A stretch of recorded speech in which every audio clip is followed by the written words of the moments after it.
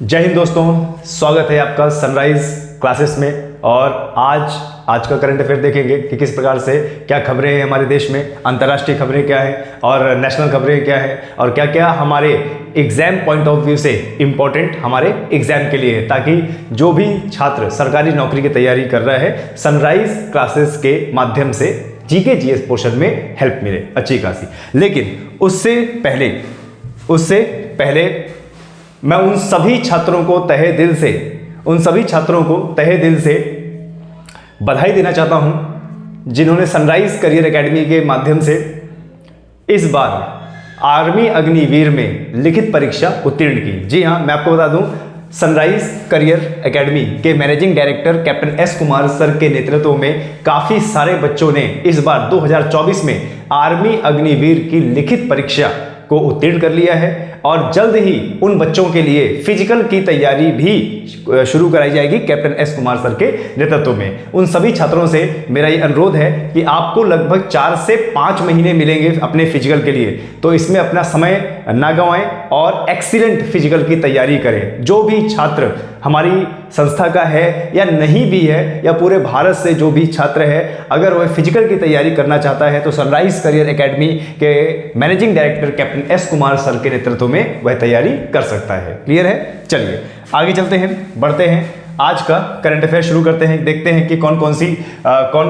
Current affair हमारे लिए important है और कौन कौन सा जीके जीएस हमारे लिए इंपॉर्टेंट है। इसी के साथ साथ कुछ स्टैटिक जीके भी हम करेंगे। क्लियर है? चलिए, हाल ही में रेमल चक्रवात रेमल को किस देश द्वारा नामित किया गया है? तो उत्तर क्या होगा? ओमान द्वारा। क्लियर है? ध्यान देना, हाल ही में आए चक्रवात रेमल को किस देश द्वारा नामित किया गया है? तो उत्तर क्या होगा? ओमान।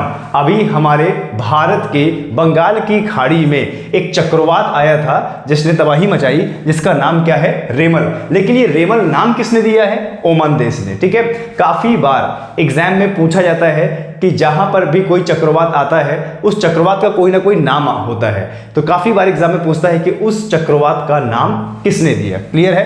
तो आपको बता दें, देखिए ये हमारा भारत है और बंगाल की खाड़ी में ये जो चक्रवात है रेमल चक्रवात, ये बंगाल की खाड़ी में उठा और इसने ज्यादातर म्यांमार, इंडोनेशिया और मलेशिया के हिस्सों को नुकसान पहुंचाया। क्लियर है? तो इस रेमल चक्रवात को नाम देने वाला देश क्या है? एक अरबी देश है जिसका नाम क्या है? ओमान। ठीक है, इसके साथ साथ आपको अभी विगत वर्षों में जितने भी चक्रवात आए हैं और उनका जो नामकरण हुआ है ये भी आपको पता होना चाहिए। क्लियर है?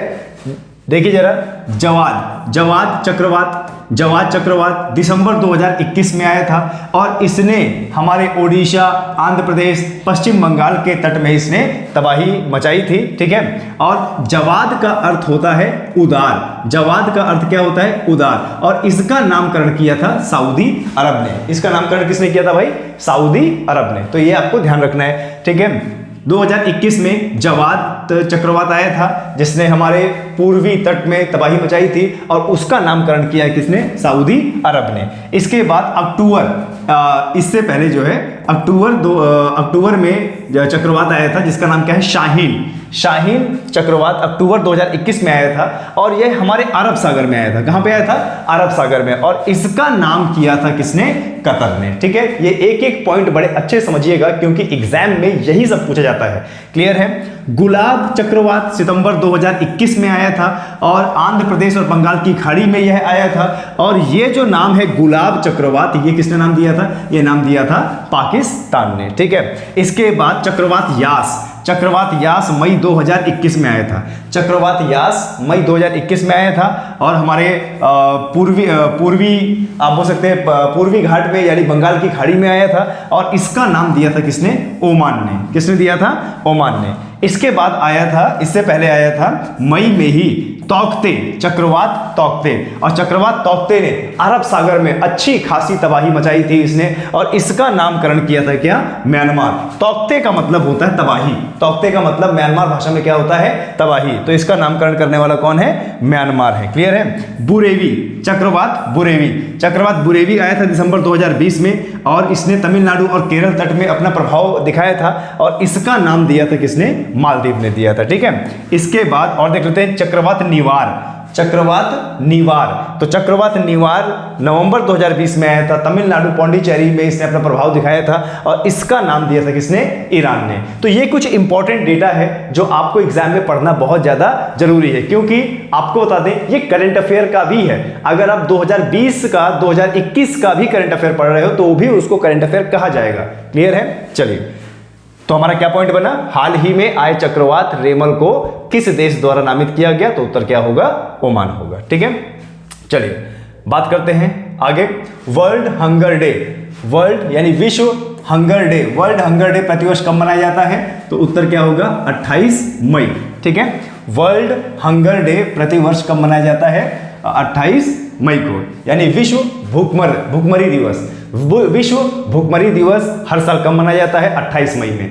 कभी भी आप किसी भी एग्जाम की तैयारी कर रहे हैं तो दिवस याद होना आपको बहुत ज्यादा जरूरी है, क्योंकि कभी भी किसी ना किसी पेपर में दिवस तो आता ही है। एक प्रश्न दिवस का आपका रहेगा, चाहे वो राज्य का हो, चाहे वो भारत का हो, चाहे वो अंतरराष्ट्रीय लेवल का हो। ठीक है, आए समझ में। और हर साल आपको बता दें भूखमरी सूचकांक भी जारी किया जाता है। ठीक है, अंतरराष्ट्रीय संस्था द्वारा, ध्यान दीजिएगा छात्रों, अंतरराष्ट्रीय संस्था द्वारा हर साल भूखमरी इंडेक्स भी सूचकांक भी जारी किया जाता है। और इस भूखमरी सूचकांक में यह पता लगाया जाता है कि किस देश में अभी भी भूखमरी किस सीमा तक है। ठीक है, जहां पर 0 से लेके 100 तक पॉइंट होते हैं। भूखमरी सूचकांक में 0 से लेकर 100 तक पॉइंट होते हैं। 0 का मतलब क्या होता है? भूखमरी बिल्कुल भी नहीं है। और 100 का मतलब क्या होता है? अत्यधिक भूखमरी है, बहुत ज्यादा भूखमरी है। क्लियर है?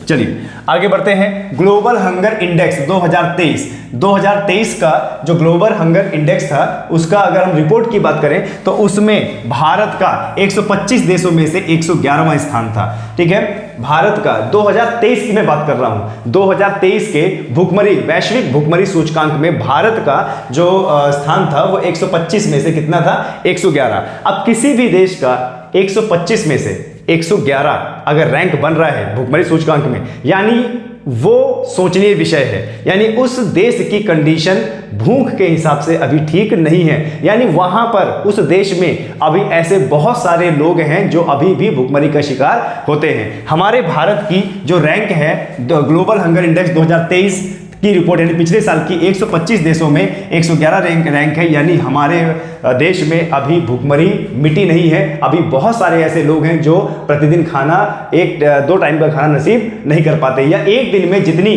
कैलोरी ऊर्जा उन्हें चाहिए वो नहीं पा पाते। ठीक है, चलिए और आगे बढ़ते हैं। इस संस्था को जारी कौन करता है? काफी बार एग्जाम में पूछता है कि ये सूचकांक किसने जारी किया, वो सूचकांक किसने जारी किया। तो आपको ये भी पता होना चाहिए कि कौन सा सूचकांक कौन संस्था जारी करती है। देखिए, वर्ल्ड वाइड वेल्थुंगर हिल्फ द्वारा जारी किया जाता है। देखिए, वर्ल्ड वाइड और वेल्थुंगर हिल्फ संस्था का नाम क्या है? वर्ल्ड वाइड और वेल्थुंगर हिल्फ द्वारा संयुक्त रूप से जारी किए गए वैश्विक भूखमरी सूचकांक ग्लोबल हंगर इंडेक्स में भारत का स्थान 125 देशों में से 111 है। और यह भारत में भूखमरी के गंभीर स्तर यानी हमारे देश में भूखमरी का अभी बड़ा गंभीर स्तर चल रहा है। बहुत सारे ऐसे लोग हैं जो डेली की कैलोरी जो ऊर्जा चाहिए वो नहीं ले पाते हैं। ठीक है, 2024 में 28 मई में जो वर्ल्ड हंगर डे मनाया गया है, इसकी थीम क्या थी इस बार? देखिए जरा, वर्ल्ड हंगर डे 2024 की थीम, वर्ल्ड हंगर डे 2024 की जो थीम थी वो क्या थी? Thriving mothers thriving world,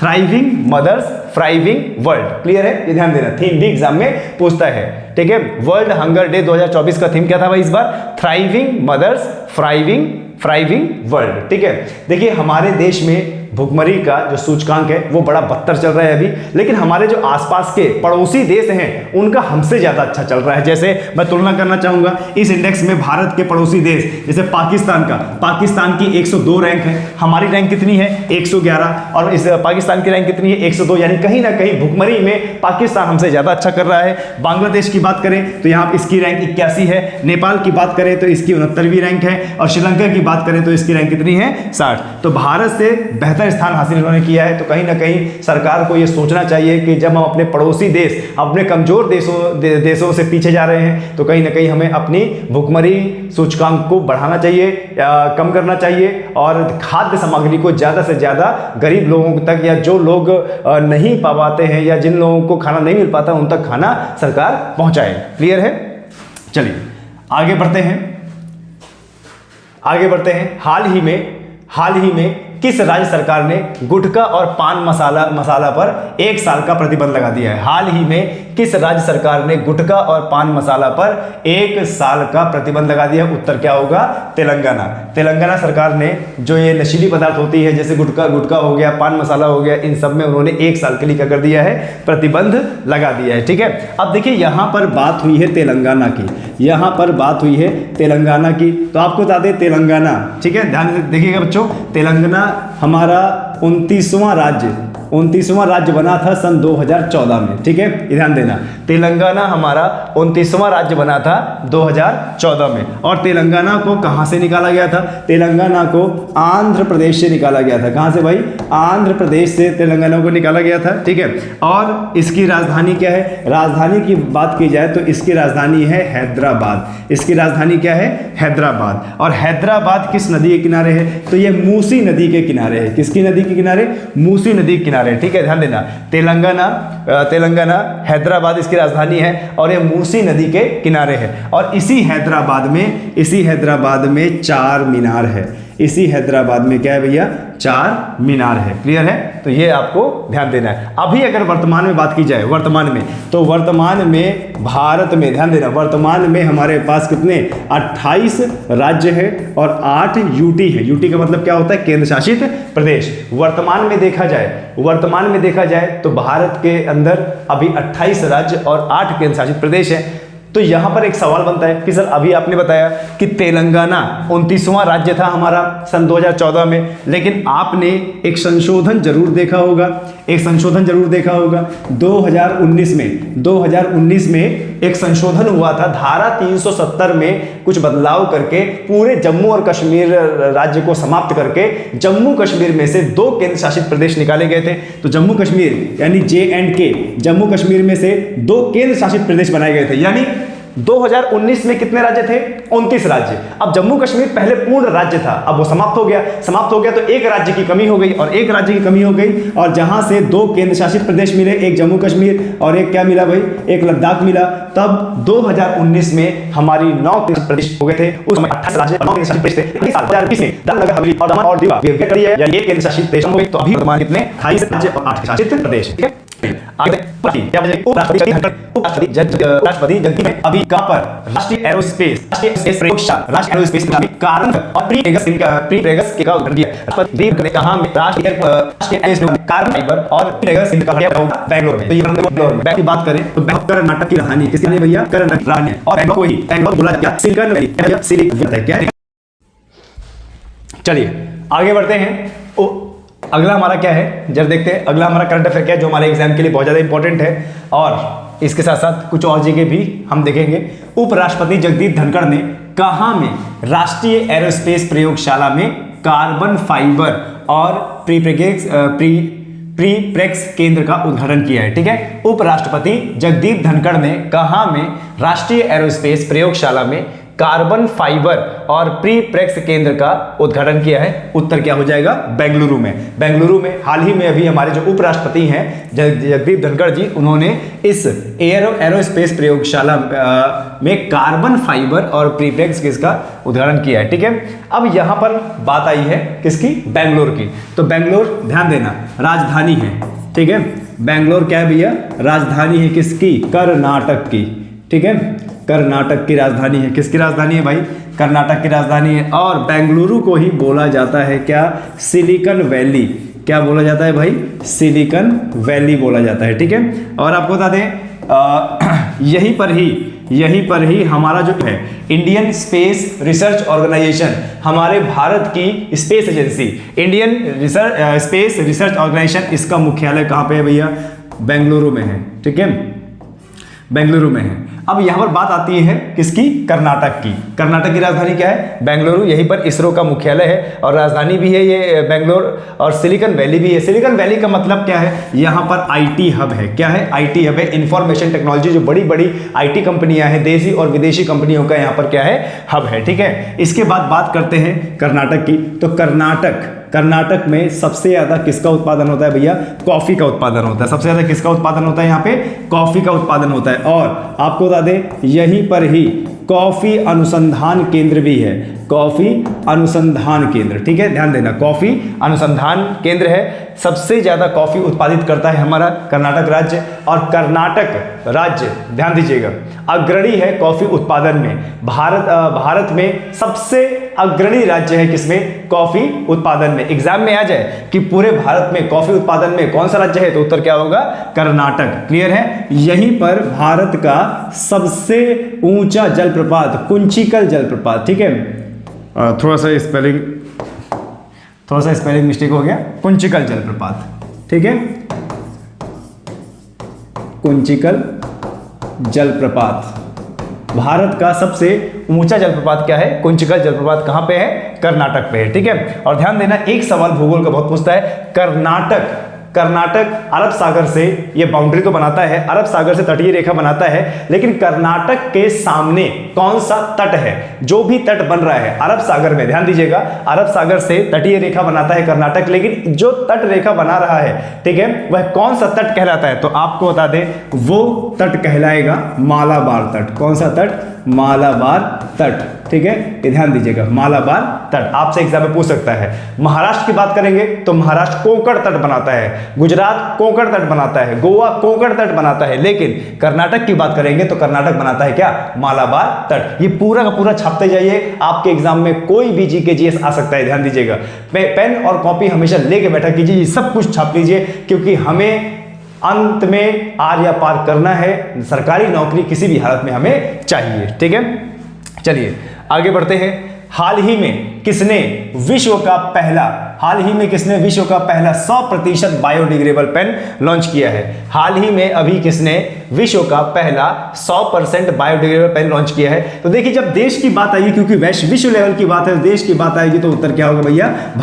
Bharat ने अभी पूरे विश्व का पहला 100% बायोडिग्रेडेबल पेन को लॉन्च किया है। पेन मतलब लिखने वाला पेन। ये बायोडिग्रेडेबल का मतलब क्या होता है? बायोडिग्रेडेबल का मतलब होता है ऐसा पेन जो प्रकृति को नुकसान नहीं पहुंचाएगा, यानी उस पेन के खराब होने पर हम उसे फेंक सकते हैं, और ना वह हमारी मिट्टी को नुकसान पहुंचाएगा, ना हमारे पर्यावरण को नुकसान पहुंचाएगा। अगर मिट्टी में उसे फेंक दिया जाए तो वह मिट्टी में ही मिल जाएगा। क्लियर है? तो उसको बनाने वाले कौन है? सौरभ एच मेहता। उसको बनाने वाले कौन है? सौरभ एच मेहता, ठीक है।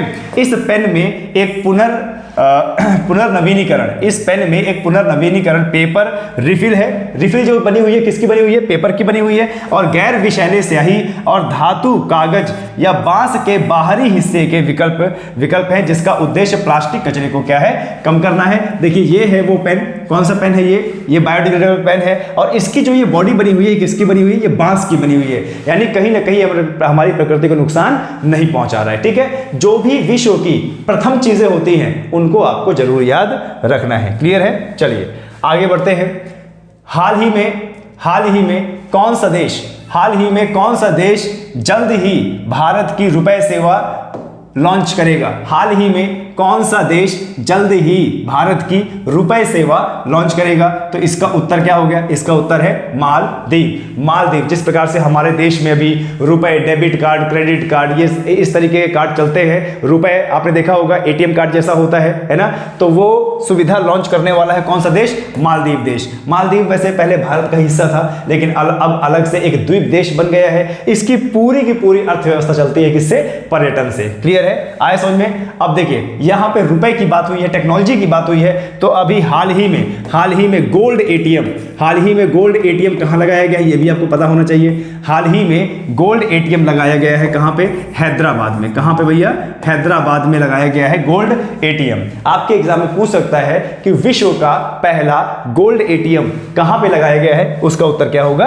हैदराबाद। अब देखिए, क्योंकि यहां पर मालदीव का नाम आया है, तो मालदीव से रिलेटेड कुछ भौगोलिक प्रश्न आपके एग्जाम में पूछ लिया करते हैं, जो बहुत ज्यादा इंपॉर्टेंट है। देखिए ये हमारा मैप है, ये हमारा मैप है, और मैप के दक्षिणी हिस्सा को हम देखेंगे। सबसे पहले हम घाट की बात कर लेते हैं। अभी थोड़ी देर पहले हमने घाट की बात की थी, जैसे मालाबार घाट, कोकण घाट। देखिए ये हमारा भारत का प्रायद्वीप क्षेत्र है। प्रायद्वीप का मतलब होता है वह उभरा हुआ भूभाग प्रायद्वीप का मतलब होता है वह उभरा हुआ भूभाग जो 3 तरफ से पानी से घिरा हुआ हो। अब देखिए ये हमारे भारत का जो त्रिकोणीय हिस्सा है ये प्रायद्वीप है, एक तरफ अरब सागर, एक तरफ बंगाल की खाड़ी और नीचे क्या है, हिंद महासागर, इसलिए ये इसको बोला जाता है प्रायद्वीप भारत। अब ध्यान दीजिएगा ये यहाँ पे गुजरात है, गुजरात से लेके गोवा तक, गुजरात से लेके गोवा तक ये जो तट कहलाएगा, ये तट कहलाएगा क्या भैया, कोंकण तट। कौन सा तट, कोंकण तट, ठीक है, ध्यान दीजिएगा गुजरात ये खंभात की खाड़ी से लेकर गोवा तक ये हमारा कौन सा तट बनता है, कोंकण तट बनता है। फिर यहाँ कर्नाटक से लेकर केरला तक,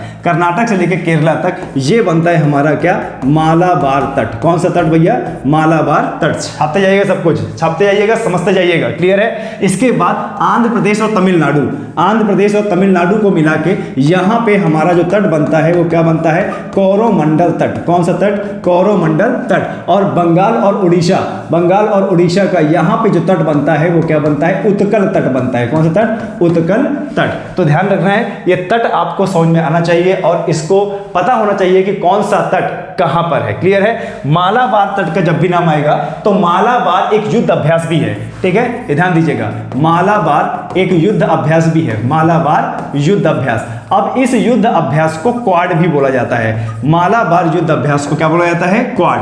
क्वाड का मतलब होता है 4, यानी जहां पर 4 देश मिलकर युद्ध अभ्यास करते हैं उसी को बोलते हैं क्या, क्वाड। और क्वाड युद्ध अभ्यास को और क्या बोलते हैं, मालाबार युद्ध अभ्यास। किन देशों के बीच में होता है भैया, ये होता है भारत के बीच में, और किसके बीच में, अमेरिका के बीच में, और किसके बीच में, जापान के बीच में, और किसके बीच में, ऑस्ट्रेलिया के बीच में, ठीक है।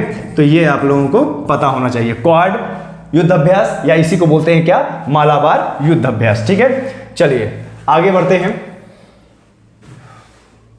आगे बढ़ते हैं। हाल ही में दूरदर्शन, हाल ही में दूरदर्शन, देखिए क्या बोल रहा है, हाल ही में दूरदर्शन ने किस नाम से 2 नए AI एंकर लॉन्च किए हैं, ठीक है। हाल ही में दूरदर्शन ने किस नाम से AI एंकर लॉन्च किया है, तो AI कृषि और AI भूमि, ठीक है। तो पहली बात दूरदर्शन क्या है, दूरदर्शन टीवी चैनल है, सरकारी टीवी चैनल, ठीक है, ध्यान देना, सरकारी टीवी चैनल है ये। और इन्होंने अभी आर्टिफिशियल इंटेलिजेंस को लेकर एंकर मतलब जो न्यूज सुनाएगा, टीवी में जो न्यूज बोलेगा, तो इन्होंने 2 प्रकार के अभी AI एंकरों को इन्होंने लॉन्च किया है। एक जो कृषि के बारे में बताएगा यानी AI कृषि, और एक जो भूमि के बारे में बताएगा वो AI भूमि। एग्जाम में पूछ ले कि भारत का सरकारी न्यूज चैनल कौन सा है, दूरदर्शन, ठीक है।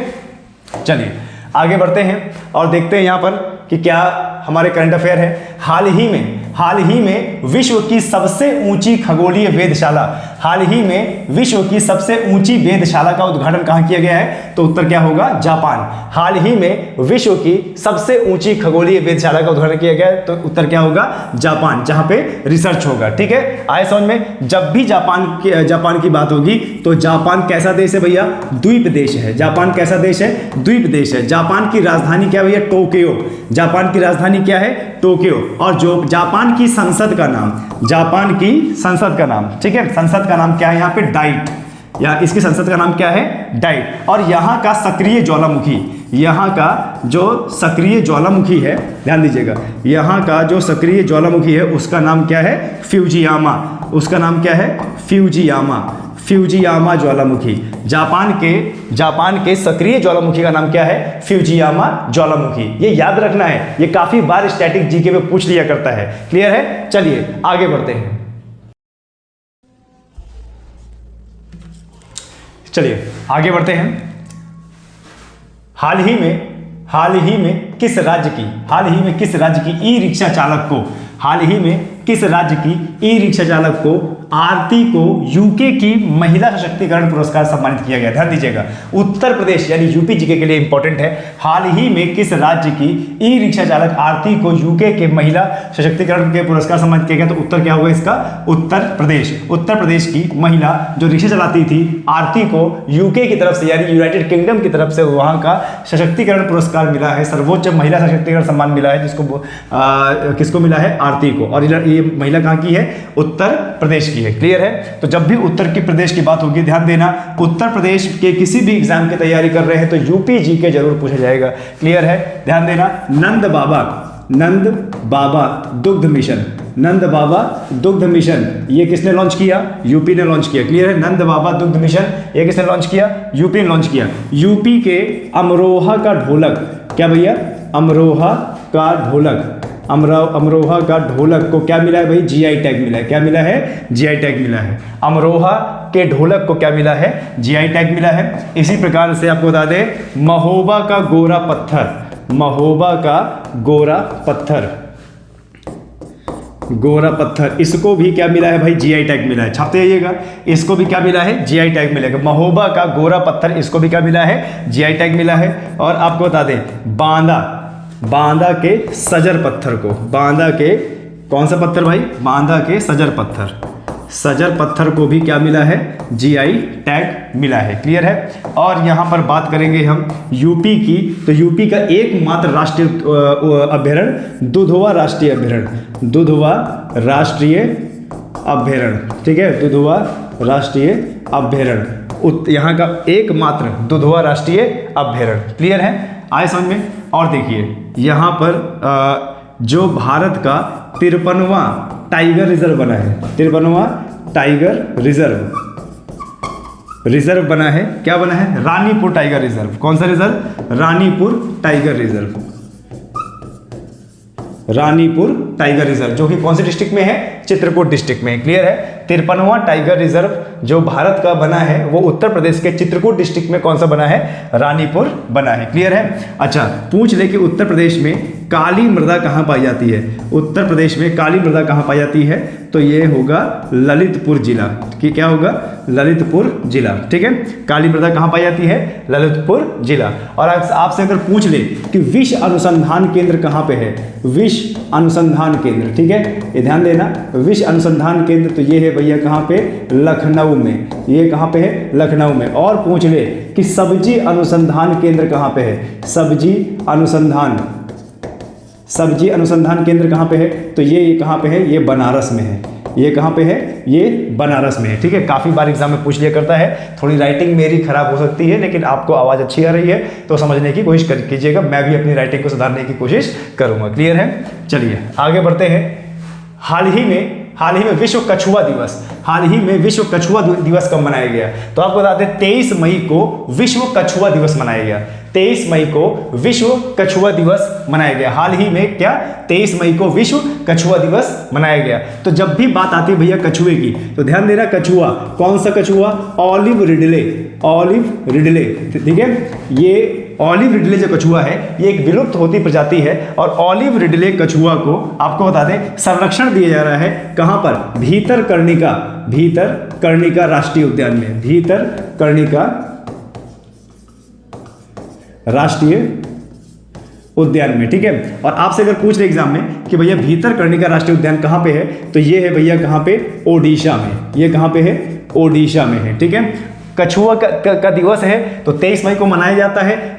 कछुए से याद रखना है, काफी बार एग्जाम में पूछता है, भारत के ओडिशा राज्य के भीतरकनिका राष्ट्रीय उद्यान में ऑलिव रिडले कछुए को संरक्षण दिया जाता है। ठीक है? ओडिशा की जब भी बात आती है तो यहाँ की जगन्नाथ यात्रा, कौन सी यात्रा? जगन्नाथ यात्रा यहाँ पे बहुत ज्यादा फेमस है।